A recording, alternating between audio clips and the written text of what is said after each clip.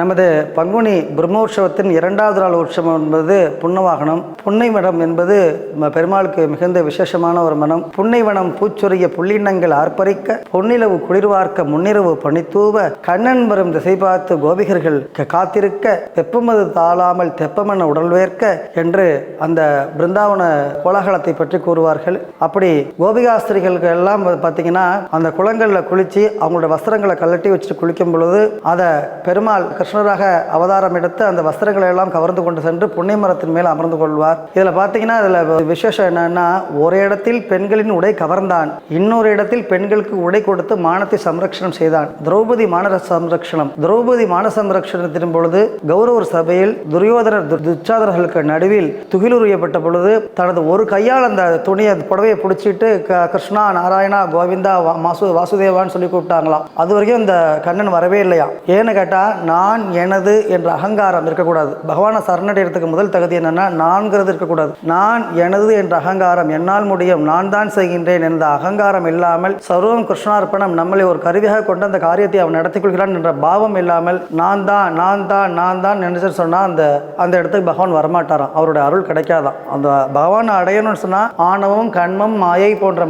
மும்மலங்கள் அகன்று நான் எனது என்ற அகங்காரம் அகன்றால் தான் பெருமாளை தரிசிக்க முடியும். அதனால ஒரு கையால் அந்த வஸ்திரத்தை பிடிச்சிக்கிட்டு கிருஷ்ணா கிருஷ்ணான்னு கூப்பிட்டு வரவே இல்லையா. துச்சாதனன் ரொம்ப வலுக்கட்டமாக வேகமாக துகில் இருந்த பொழுது ரெண்டு கையும் வேற வழியே இல்லாம நிர்கதியாக எல்லாத்தையும் விட்டு விட்டா, இனிமேலுக்கு உன்னை விட்டா எனக்கு கதி கிடையாது, நீ தான் எனக்கு எல்லாமே சொல்லி ரெண்டு கைகளையும் மேலே தூக்கி கோவிந்தா அப்படின்னு சொன்னோன்னு தான் கிருஷ்ணன் வந்து சாட்சாத்காரமாகி அந்த புடவையை வந்து நிறைய கொடுத்து துச்சாதனால் துகில் உரிய முடியாமல் அவன் களைத்து கீழே உட்கார நேரிடும். அந்த தங்கைக்கு உடை கொடுத்து திரௌபதி மான சம்ரட்சணம் செய்தான். ஆனா இந்த இடத்துல பார்த்தீங்கன்னா கோபிகாசுரர்களுடைய வஸ்திரத்தை கவர்ந்தான். அதான் பார்க்கணுதில்ல. அவர்களுடைய பக்தியை, நிச்சலனமான பக்தியை, அவங்க எவ்வளவு பக்தி இருக்கு, அவங்களுக்கு ஞானம் இருக்கு, வைராகியம் இருக்குன்னு உலகத்தாருக்கு காண்பிற்காக சோதிப்பதற்காகவுமே இந்த கோபிகாஸ்திரியுடைய வஸ்திரத்தை கவர்ந்து கொண்டு புன்னை மரத்தின் மேல் இருக்கும் பொழுது கோபிகாஸ்திரிகளாக குளத்தில் குளிச்சுட்டு வந்து பார்ப்பாங்க. தங்களுடைய வஸ்திரங்களை காணாமல் எங்கே என்ன செய்யறது தெரியாமல் இடுப்பில் ஒற்றை ஆடையுடன் தங்கள் ஸ்தானங்களை மார்புகளை கைகளால் மறைத்து கொண்டு தேடி பார்க்கும் பொழுது மேலே வந்து புல்லாங்குழல் கிருஷ்ணன் வாசிப்பதை கண்டு எல்லா வஸ்திரங்களும் அவனுடன் இருப்பதை கண்டு கிருஷ்ணா எங்களுக்கு எங்களோட வஸ்திரங்களை கொடுன்னு சொல்லிட்டு இந்த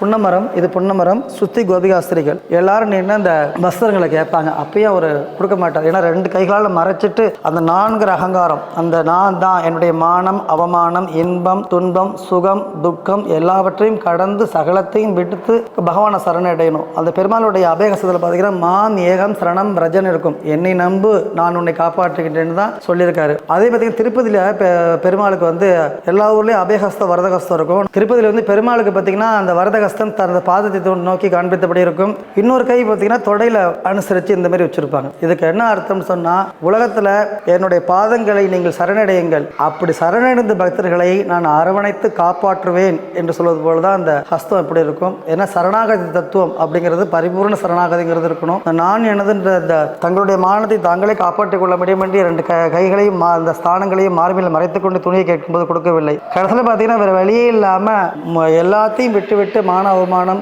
எல்லாத்தையும் விட்டுட்டு கை தூக்கி கோவிந்தா அப்படின்னு சொல்லி எங்களுக்கு துணையை கொடு அப்படின்னு கேட்கும் பொழுது அந்த வஸ்திரங்களை வந்து பெருமாள் கொடுத்தாருன்னு சொல்லுவாங்க. அதுபோல் சரணாகதி தத்துவத்தை உலகத்துக்கு உணர்த்துவதற்காகவும் கோபிகாஸ்திரிகள் மூலமாக உலகத்துக்கு உணர்த்துவதற்காக அந்த செய்த லீலை அது. அந்த லீலையை விளக்கும்படியாக இந்த கோவர்த்தனகிரி வாகனம், கோவர்த்தனகிரியில் நடுநாயகமாக பெருமாள் வந்து கிருஷ்ணாவதாரத்தில் புல்லாங்குழல் ஊதியபடி காட்சி கொடுக்க சுஸ்தி கோபிகாஸ்திரிகள் எல்லாம் தங்களை வஸ்திரங்களை கேட்டபடி இருக்க அந்த ஆரோகணித்து வரும் புன்னை வாகனத்தில் ஆரோகணித்து வரும் உற்சவம் நமது இரண்டாவது நாள் உற்சவமாக புன்னை வாகன உற்சவம். இது நமது புதுப்பாலம் அங்காளம்மன் கோயில் புன்னை வாகன மண்டபத்திலிருந்து புறப்பட்டு மறும் கீழராஜ்ய வீதி பாமணி ஆற்றை கடந்து கீழராஜ்ய வீதியை அடைந்து அங்கு அதி அற்புதமான வான வேடிக்கைகளுடன் மிக அற்புதமாக இந்த உற்சவங்கள் நடைபெறும். இந்த உற்சவங்களை பத்மசாலியர் திரு பட்டறையாளர்கள் உபயமாக ஏற்று சீரோடும் சிறப்போடும் வெகு விமர்சையாக அதி அற்புதமாக நடத்தி கொண்டிருக்கிறார்கள். அவர்களுக்கு செங்கமலத்தாயர் உடனுரை ஸ்ரீவித்யா ராஜகோபாலன் கிருபா கடாட்சமும் அஷ்ட ஐஸ்வர்ய ஆயுள் ஆரோக்கிய திவ்ய திரகாத்திர வஜ்ர சரீர குபேர சம்பத்துக்களை பெற்று வாழ்க்கையில் வாழ்வாங்கு வாழ வேண்டும் என்று எல்லாம் அல்ல ஸ்ரீவித்யாவுடன் ராஜகோபால சுவாமியை பிரார்த்தித்துக் கொள்கிறோம். நன்றி, வணக்கம்.